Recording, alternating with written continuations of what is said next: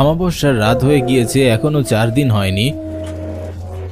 আর এই অন্ধকার রাতে রোহিত বাসে শ্যামলী যাচ্ছিল। বাসে সে ছাড়া আরেকটি মেয়ে আর 2 জন লোক ছিল। সেই 2 জন লোক পিছনে একা বসে থেকে মেয়েকে ক্রমাগত ইফটিজিং করে যাচ্ছিল। মনে হচ্ছে সুযোগ পেলে তাকে কাঁচাই খেয়ে ফেলবে। রোহিত এইসব কিছু দেখে নিয়েছিল, আর তার এইসব দেখে মোটেও ভালো লাগেনি। কিন্তু তার যে কোনো মূল্যে শ্যামলী যেতেই হবে। এমনিতেও সে 1 ঘন্টা দেরি করে ফেলেছে, তাই সে কোনো ঝামেলাতে জড়াতে চাইছে না। তাই রোহিত সেদিকে খুব একটা নজর দেয় না। সেভাবে আসলে মেয়ের কোনো সমস্যা হলে বাসে কন্ডাক্টর আর ড্রাইভার তো আছেই। কিন্তু হয়তো সেই মেয়েটির বাসের ড্রাইভার আর কন্ডাক্টরের উপরে বিশ্বাস ছিল না। ওই 2 জন লোকের কারণে তাকে অনেক অসহায় মনে হচ্ছিল। এদের মাঝে তার রোহিতকেই ভালো মানুষ বলে মনে হচ্ছিল। আর সে তার কাছে চলে আসে আর তাকে জিজ্ঞাসা করে, আপনি কিছু মনে না করলে আমি আপনার পাশে বসতে পারি? রোহিত একবারের জন্য সেই মেয়ের দিকে তাকায় আর বলে, পুরো বাসে এত সিট ফাঁকা আছে, কিন্তু আপনি যদি এখানে বসতে চান আমার কোনো আপত্তি নেই। মেয়েটি রোহিতের এই কর্কশ জবাবের পরেও সেখানে বসে পড়ে।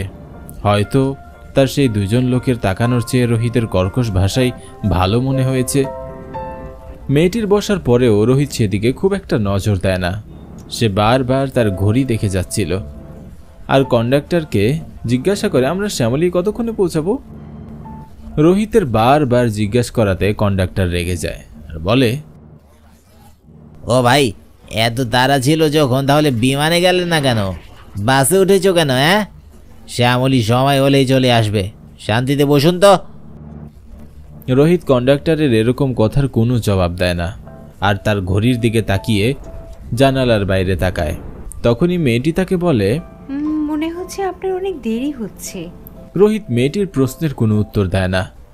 মেয়েটিও চুপচাপ নিজের সিটে গিয়ে বসে থাকে। বাস এখন পাহাড়ের সেই জঙ্গলের রাস্তা দিয়ে যাচ্ছিল, যেখানে দুদিকেই গাছ আর গাছ ছিল, আর দূর দূরান্তে শুধু নীরবতা। দুজনে এক নজর একে অপরকে দেখে, তারপর বিপরীত দিকে দেখতে লাগে। চারদিকের এই নীরবতা যেন চিৎকার দিয়ে কোনো অঘটনের ইশারা দিচ্ছিল। তখনই প্রায় 10 মিনিট পর কন্ডাক্টর বলে, ও ভাই, চলে এসেছে আপনার শ্যামলী। কন্ডাক্টরের এ কথা বলতে রোহিত বাস থেকে নেমে যায়। তার পিছন পিছন সেই মেয়েটিও নেমে যায়, আর মেয়েটির পিছন পিছন 2 জন লোকও নেমে যায়। রোহিত আগে হাঁটছিল আর তার পিছনে সেই মেয়েটিও হাঁটছিল, কিন্তু সেই 2 জন লোক সেখানেই দাঁড়িয়ে অপেক্ষা করতে থাকে। হয়তো তারা এটা দেখতে চাচ্ছিল আসলে মেয়েটি কোথায় যাচ্ছে। মেয়েটি রোহিতকে থামিয়ে জিজ্ঞাসা করে, শুনুন, আপনি আমাকে একটু সাহায্য করবেন? যতক্ষণ আমার পরিবারের লোক আমাকে নিতে না আসে, আপনি একটু আমার সাথে এখানে অপেক্ষা করবেন। আসলে আমার সেই লোকদের জন্য ভয় করছে। দেখুন ম্যাম, আমি ক্ষমা চেয়ে নিচ্ছি। আমি প্রথমেই অনেক দেরি করে ফেলেছি। আমি আমার বন্ধুদের বলেছি আমি দ্রুত চলে আসব, কিন্তু আমার অনেক দেরি হয়ে গিয়েছে, তাই আই এম সরি। আপনি আপনার পরিবারের লোকজনদের তাড়াতাড়ি ডেকে নিন, আমি আসি। এরপর না জানিয়ে রোহিত মনে মনে কিভাবে সে সেখানে অপেক্ষা শুরু করে। কিন্তু যখন অনেক সময় পরেও কেউ আসে না আর সেই 2 লোক চলে গিয়েছে, তখন রোহিত সেই মেয়েটিকেও বাই বলে চলে যায়। রোহিত প্রায় মধ্যরাতে নীরব রাস্তা দিয়ে একটি গলি দিয়ে হাঁটতে হাঁটতে একটি কলোনিতে পৌঁছায়। সেখান দিয়ে কিছুক্ষণ হেঁটে যখন সে একটি অ্যাপার্টমেন্টে ঢুকতেই যাবে, তখন সে ভাবে, কেননা পাশের দোকান থেকে তার বন্ধুর জন্য কিছু নেওয়া যাক। রোহিত মহল্লার সেই দোকান সম্পর্কে অবগত ছিল যেটি সারা রাত খোলা থাকে। সে সেখানে গিয়ে কিছু চকলেট আর কোক নেয়। সেখানেও সে অনেক সময় ব্যয় করে ফেলে, কারণ রোহিতের কাছে ক্যাশ ছিল না আর দোকানদারের ডিজিটাল পেমেন্টে কোনো সমস্যা ছিল। তখনই সে একটি পুলিশের গাড়ি আর অ্যাম্বুলেন্স দেখতে পায়। সেদিকেই যেতে দেখে যেদিক দিয়ে রোহিত এসেছে। রোহিত বিল পেমেন্ট করে আবারও অ্যাপার্টমেন্টের দিকে যায়। সে দরজায় টোকা দিতেই যাবে, কিন্তু তার পূর্বেই দরজা খুলে যায় আর তার সামনে সেই মেয়েটি দাঁড়িয়েছিল যার সাথে তার বাসে দেখা হয়েছিল। হঠাৎ তাকে রোহিতের সামনে দেখে রোহিত বলে, তুমি এখানে? হ্যাঁ, আমার নাম তানিশা, আমি রেফতির বড় বোনের বন্ধু। তুমিও এখানে আসছিলে? আমি তো জানতাম না। আমিও কোথায় জানতাম যে আপনি এখানেই আসবেন, নয়তো আমি আপনাকে আমার সাথেই নিয়ে আসতাম। কোনো সমস্যা নেই, ভিতরে আসো। রোহিত যে ভিতরে আসতে নিবে তখনই রেবতী বলে, আরে রোহিত, কি বলছো তুমি? ভেতরে আসো, ঠান্ডা লেগে যাবে। রেবতীর কথা শুনে রোহিত দ্রুত ভিতরে চলে যায় আর এসে সোফাতে বসে পড়ে। তানিশাও রোহিতের পাশে বসে পড়ে, আর তার পাশের সোফাতে রেবতী আর তার বড় বোন বসা ছিল। রেবতী রোহিতের আনা চকলেট দেখে অনেক খুশি হয় আর রোহিতকে ধন্যবাদ জানায়। রোহিত তানিশাকে দেখে মুচকি হাসি দেয়, কিন্তু কেউ কোনো কথা বলে না, কারণ সেভাবে যদি তার বন্ধু জানতে পারে যে সে তানিশাকে বাস স্ট্যান্ডে একা রেখে চলে এসেছে, তাহলে সবাই তার সম্পর্কে কি ভাববে। তানিশা ও রোহিতের এই বিষয়ে কাউকে কিচ্ছু বলে না, আর তারা দুজন একে অপরকে দেখতে থাকে। এরপর সবার মাঝে কথা শুরু হয়, সবাই একে অপরের সাথে কথা বলতে থাকে, কিন্তু তানিশা চুপ করে বসে তাদের কথা শুনতে থাকে আর কিছুই বলে না। রোহিতও সবার সামনে তার সাথে কথা বলতে ইতস্তত বোধ করে।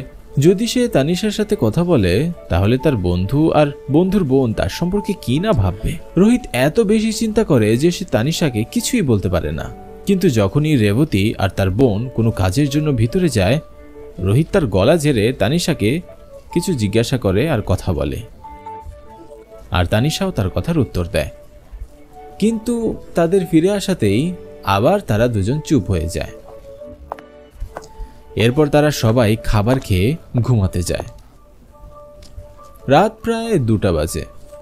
রেবতী আর তার বোনের সাথে তানিশাও তার রুমে ঘুমাতে যায়, কিন্তু তার আগে তানিশা সবার নজর এড়িয়ে রোহিতকে হাঁক করে। রোহিতের পরে যেন হারিয়ে যায় তার মোহতে। তার চোখের সামনে বারবার তানিশার সেই হাসিটাই ভেসে উঠছিল। এই বিষয়ে ভেবে সে মনে মনে হাসতে থাকে। রাত প্রায় 2:30 বাজে। রোহিতের আর এখন ঘুম আসছিল না, তার গলা শুকাতে লাগে। সে পানি পান করার জন্য তার রুম থেকে বেরিয়ে হল রুমে যায়। রুমের দরজা থেকে হল রুম পর্যন্ত সকল লাইট বন্ধ ছিল, যার জন্য সেখানে কিছুই দেখা যাচ্ছিল না।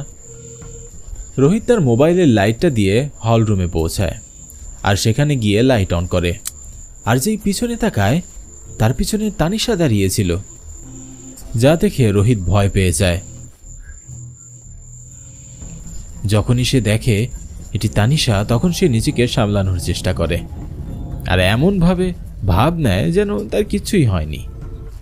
কিন্তু তানিশার আচরণ এখন অন্যরকম লাগছিল, তাকে আগের মতো ওরকম লাগছিল না। তার চুল মুখের সামনে ছিল। রোহিত হেসে দিয়ে তার হঠাৎ আসার ব্যাপারটা এড়িয়ে যায় আর পানি খেতে চলে যায়। তারপর কলসি থেকে পানির গ্লাস ভরে সে গ্লাসটি তার মুখে নিয়ে নেয়। তারপর একবার তানিশা তার ঠিক সামনে চলে আসে।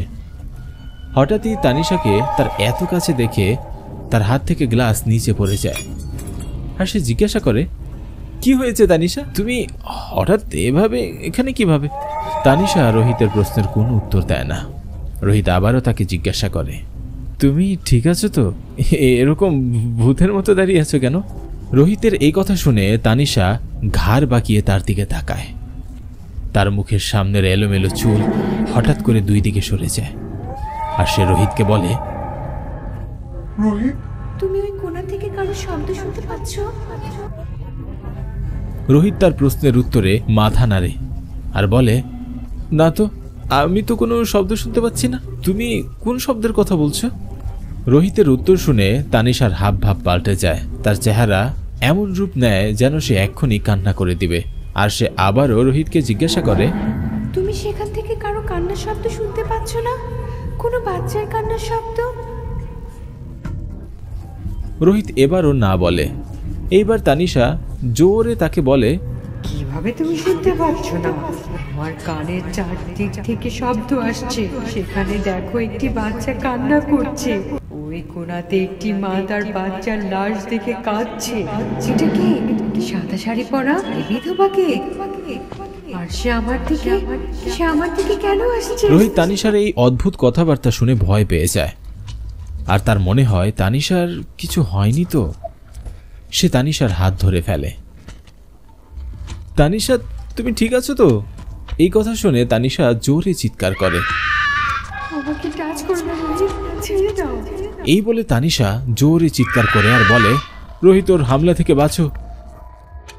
রোহিত কার হামলা থেকে বাঁচবে এটা দেখতে যেই যাবে, পিছনে ফিরে তখনই তার মনে হয় পিছনে কোনো মানুষ তার মুখ খুলে চিৎকার দিচ্ছে, আর তার হাতে কুড়াল রয়েছে, আর এক পলকে সেই লোকটি তার অনেক কাছে এসে গায়েব হয়ে যায়। রোহিত ভয়ে মাটিতে লুটিয়ে পড়ে।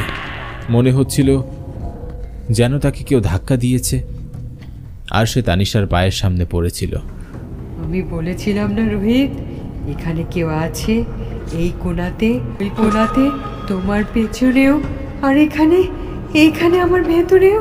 হঠাৎই তানিশার মাথা 180 ডিগ্রি অ্যাঙ্গেলে ঘুরে যায়, আর তার চেহারা পিছনে আর তার চুল সামনের দিকে চলে আসে। এই দেখে রোহিত চিৎকার দিয়ে বেহুশ হয়ে যায়। তার চিৎকার শুনে তার বন্ধু এবং বড় বোন হলরুমে চলে আসে, আর তারা দেখে রোহিত বেহুশ হয়ে পড়েছিল। তারা কোনো মতে রোহিতের জ্ঞান ফেরানোর চেষ্টা করে। এরপর যখন রোহিতের জ্ঞান ফিরে, তখন জিজ্ঞাসা করে, তোমার বোনের ওই বন্ধু কোথায়? তার মাথা ঘুরে গিয়েছিল। রোহিতের এই কথায় রেবতী বলে, আমার বোনের কোন বন্ধু? এখানে তো আমরা তিনজনই আছি। রোহিত বলে, আর না, আমরা তিনজন কি করে?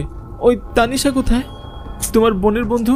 রোহিতের এই কথায় রেবতীর বোন বলে, কে তানিশা? আমার তো তানিশা নামে কোনো বন্ধু নেই।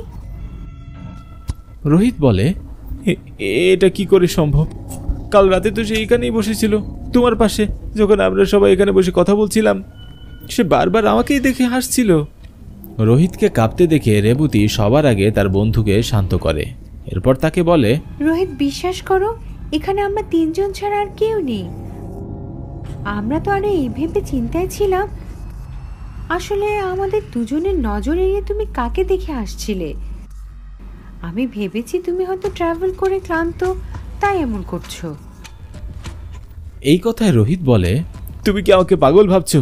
আমি বলছি না, কালকে আমরা তিনজন বাদেও সেই মেয়েটি এখানে ছিল, যার নাম ছিল তানিশা। সে রাতে আমার সাথে বাসে এসেছিল, আর আমার সাথে বাস থেকে নেমেছে, আর আমাকে থাকতে বলেছিল যেন সেই দুজন লোক থেকে সে বাঁচতে পারে। কিন্তু আমি যখন এখানে চলে আসি, তোমার ঘরে ছিল সে, কিন্তু এখন সে কোথায় চলে গিয়েছে? রোহিতের এই কথায় রেবতী রেগে যায় আর বলে, এনাফ রোহিত, অনেক হয়েছে, তুমি আরাম করো, আমরা কাল সকালে কথা বলবো। এই বলে তারা দুজন নিজ ঘরে ঘুমাতে চলে যায়। কিন্তু রোহিতের চোখে তো ঘুম ছিল না। বারবার তার সামনে বসা ছিল তানিশার চেহারা, আর অন্যদিকে সেই তানিশা যার মাথা হঠাৎ করে ঘুরে যায়। এই চিন্তাতেই সকাল হয়ে যায়, আর রোহিতের চোখ খুলে আর সে সেখান থেকে বেরিয়ে যায়। কিন্তু তার পুরো সপ্তাহ সেখানেই থাকার কথা ছিল। কিন্তু কাল রাতে এই ফ্ল্যাটে তার সাথে যা ঘটেছে তার জন্য সে সকালেই কাউকে কিছু না বলেই সেখান থেকে চলে যায়। আর সে যখন বাস স্ট্যান্ডে পৌঁছায়, সেখানে অনেক ভিড় সে দেখতে পায়। পুলিশের সেই গাড়ি আর সেই অ্যাম্বুলেন্সটি যেটি কাল রাতে সে দেখেছিল, সেগুলো সেখানে ছিল। রোহিত যখন সামনে গিয়ে দেখে আসলে কি হয়েছে, তখন তার জীবন যেন থমকে যায়, কারণ সেখানে তানিশার লাশ পড়েছিল, আর কিছু মানুষ সেই লাশের আশেপাশে ইনভেস্টিগেশন করছিল। আর রোহিত জিজ্ঞাসাবাদে জানতে পারে কাল রাতে কেউ তার সাথে খারাপ কাজ করে সেখানে মৃত্যুর জন্য ফেলে রেখে পালিয়ে যায়। আর যখন একটি গাড়ি সেখান দিয়ে যাচ্ছিল, তখন ওই গাড়ির মালিক পুলিশকে ইনফর্ম করে। কিন্তু পুলিশ আর অ্যাম্বুলেন্সের পৌঁছাতে মেয়েটি মারা যায়। আইডি কার্ডে সেই মেয়েটির নাম ছিল তানিশা। তাকে সেখানে মৃত অবস্থায় দেখে রোহিত কান্না করতে শুরু করে।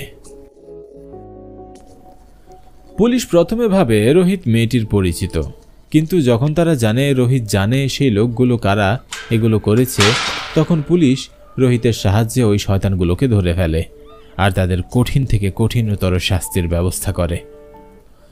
রোহিত সেই রাতের পর নিজেকে এমনভাবে পাল্টে ফেলে যে এখন সে কখনো কোনো মেয়েকে একা দেখতে পেলে তার সাহায্যের প্রয়োজন হলে তার পাশে ততক্ষণ পর্যন্ত থাকে যতক্ষণ পর্যন্ত সেই মেয়েটি নিজেকে সেফ মনে না করে। এরপর রোহিত এই জিনিসটি শুধু নিজে না বরং এই সাহায্যের মনোভাব নিয়ে একটি দল গঠন করে, যার কারণে এখন ছেলেরা মেয়েদের জন্য এখন রাতে কোনো আতঙ্ক নয় বরং এক সাহস হয়ে দাঁড়িয়েছে আর তাদের সেফ ফিল করায়। ভয়ে ভরা এমন গল্প দেখার জন্য এখনই সাবস্ক্রাইব করুন ডুডু টিভি হরর বাংলা। আর যদি আপনি চান আপনার ভয়ানক কাহিনীও মানুষ জানুক, তাহলে এক্ষুনি ডুডু টিভিতে ইমেল করুন। হয়তো পরবর্তী রূপ কাঁপিয়ে দেওয়ার মতো কাহিনী আপনারটাই হবে।